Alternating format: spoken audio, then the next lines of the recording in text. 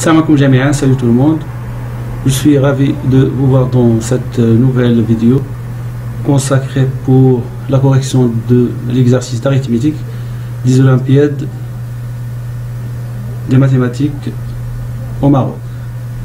Alors voilà les anseigne, soit A, B et C des entiers naturels non nuls, tels que ces entiers naturels vérifient donc l'égalité suivante, 1 sur A plus 1 sur B égale 1 sur C. Alors il nous demande de montrer que si le PGCD de A, B, C égale à 1, c'est-à-dire A, les entiers naturels A, B, C sont premiers entre eux, alors A plus B est un carré parfait. Alors avant de commencer la correction, donc on va faire donc un rappel de deux théorèmes donc très importants pour cet exercice. Alors voilà donc le premier rappel, c'est le théorème de Gauss. Et le théorème de Gauss, bien sûr, ou bien le lemme de Gauss donc est un résultat du théorème de Bezout. Alors comme vous voyez donc soit A et B et C des entiers relatifs. Alors si on a A divise le produit BC et A et B, c'est-à-dire A et B sont premiers entre eux, alors on a forcément A divise C. Et voilà le deuxième théorème. Donc c'est un théorème, ce théorème résulte, ou bien c'est un résultat du théorème de Gauss. Alors soit A, B, C des entiers relatifs non nuls. Alors si on a A divise C et B divise C, et de plus on a A et B sont premiers entre eux, alors C, ou bien AB, le produit AB divise C.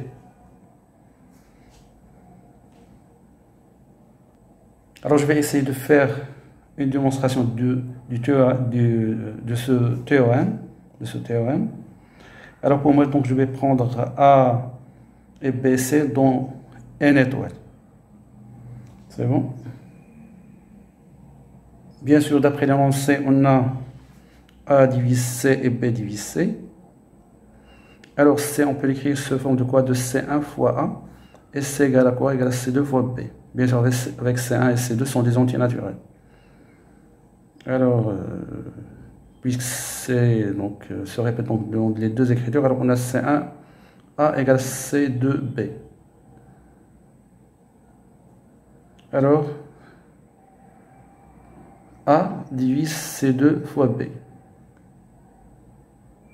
Et puisque A et B sont premiers entre eux, alors on applique le théorème de Gauss, donc A divise C2. Alors d'où C2 égale à quoi? Égale à C3 fois A, avec C3 bien sûr est un entier naturel. Alors en relation C2 dans l'expression C égale à C2 fois B, alors on trouve C égale à quoi? Égale à C3 fois A fois B. Alors par suite, AB divise C. Alors d'où la démonstration de notre théorème. Alors maintenant, on passe à la correction de notre exercice. Alors on a A, B, C sont des entiers naturels non nuls, tels que 1 sur A plus 1 sur B égale 1 sur C. Alors cette égalité, on va la noter 1. Et de plus, on a A, B et C, donc sont des nombres premiers entre eux, c'est-à-dire leur PGCD égale à quoi? Égale à 1. Alors on pose D, le PGCD de A et B. Alors forcément on a D est premier avec C, c'est-à-dire le PGCD de D et C égale à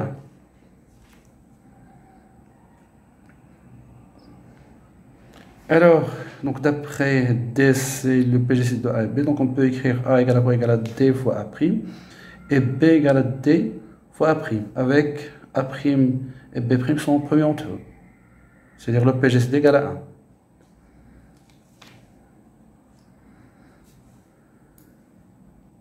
Alors, d'après ces nouvelles expressions de A et B, alors notre équation 1 devient, bien sûr en réduisant donc au même dénominateur, et ainsi de suite, donc on trouve donc une nouvelle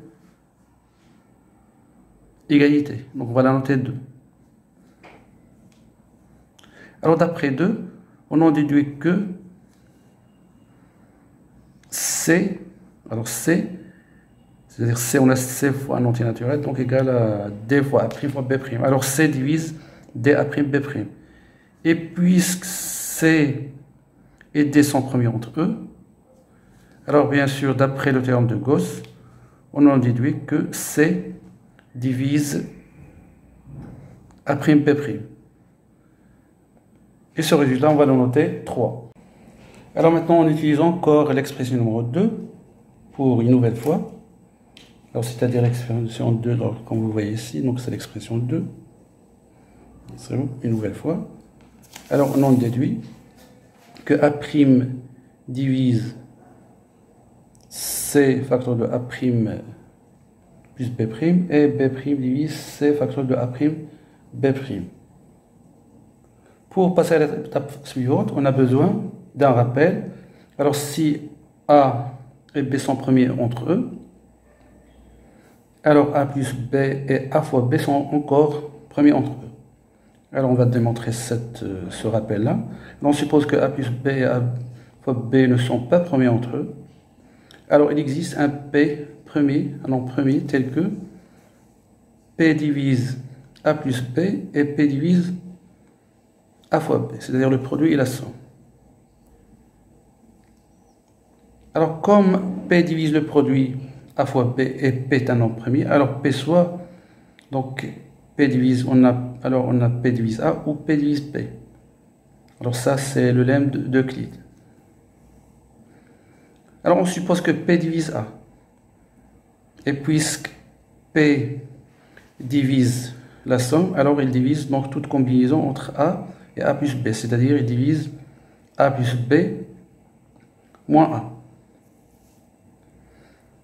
Ce qui implique que P divise B, c'est-à-dire 1 moins B, donc ça va nous donner 0, donc P divise B.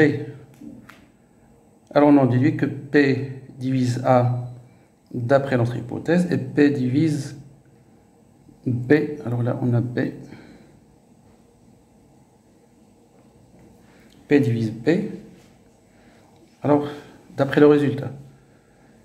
Alors on en déduit que A et B ne sont pas premiers entre eux, et c'est absurde. Alors maintenant on continue notre démonstration, donc on retrouve donc un autre exemple, et un autre exercice. Alors d'après le théorème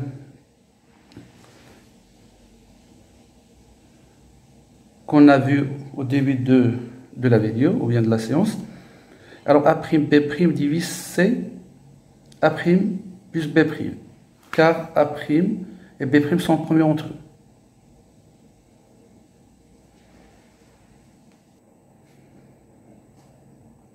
Alors d'après le théorème de Gauss, A'B' divise C, car A' fois B' et A' plus B' sont premiers entre eux d'après ce qu'on a démontré, d'après le rappel. Donc c'est-à-dire d'après ce rappel. C'est bon?